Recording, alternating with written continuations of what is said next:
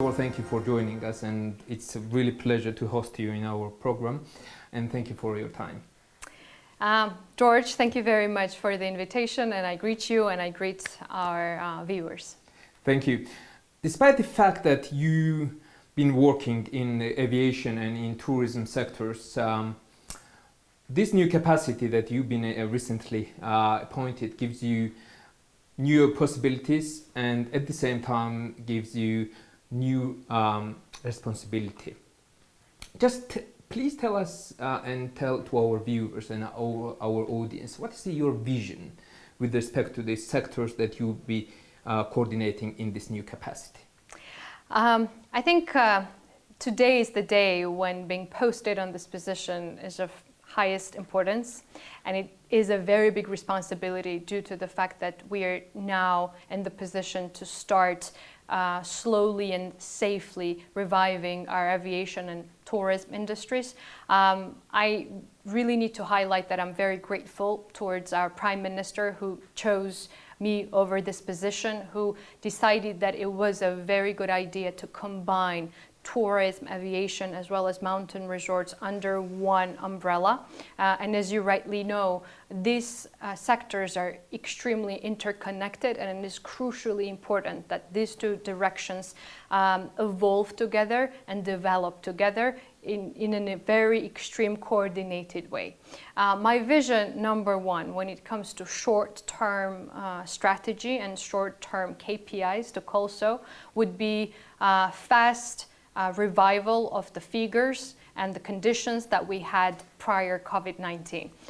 It's a very big goal, actually, to be very honest. It's something that we were so proud to achieve back in 2019, both in tourism as well as aviation. We had vast amount of airlines flying into our country. We had hundreds of routes and destinations that we were so happy to launch direct flights. And of course, number of travelers that was increasing year by year. And by 2019, we are restarting actually from scratch. We are restarting from the scratch. However, we can say that dynamics are quite promising and quite positive. As you know, currently when it comes to aviation, we already have up to 55% of what we've had back in 2019. This is an extremely positive. Let me be more precise in this on this topic.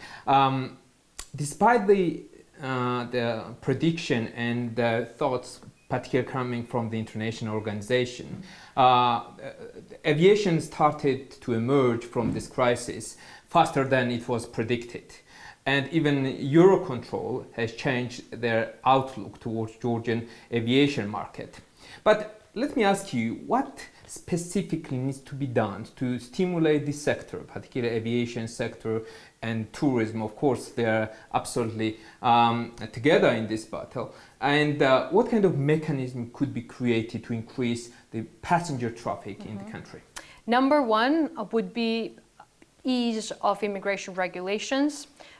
Clear guidelines that I think we already have in place, and we've all been a witness of a positive feedback that we've obtained once the immigration regulations was altered. I mean that all the country nationals who are fully vaccinated can come to Georgia without any whatsoever regulations, or if we're talking about 50 countries, if a resident or the national of any of this 50 country has not yet been vaccinated, can come to Georgia with a valid PCR test and get tested on the third day once being in the country. That was the trigger point where Georgia came out in the picture and says that you can come to Georgia, it's safe, but you also need to come with either of these options. This gave a very big confidence to airlines because, as you know, aviation industry has been hit dramatically during COVID-19.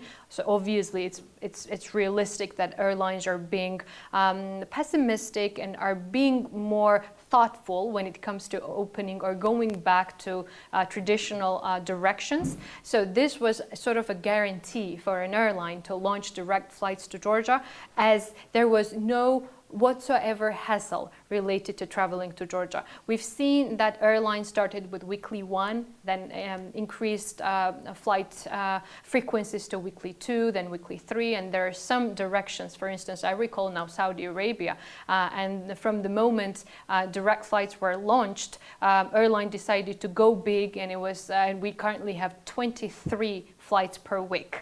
So I think rule number 1 from our side would be a very close cooperation with all airlines, listening to their needs. We have same goals. We need more traffic, we need more direct flights, and we need more passengers on their aircrafts, because more passengers on their aircrafts means more tourists coming into Georgia. And I believe that we have some space left where we should listen to airlines or private sector representatives and decide what are the tools and instruments that government has in order to activate it and to motivate more airlines to start and to come back on Georgian market with direct flights. Absolutely.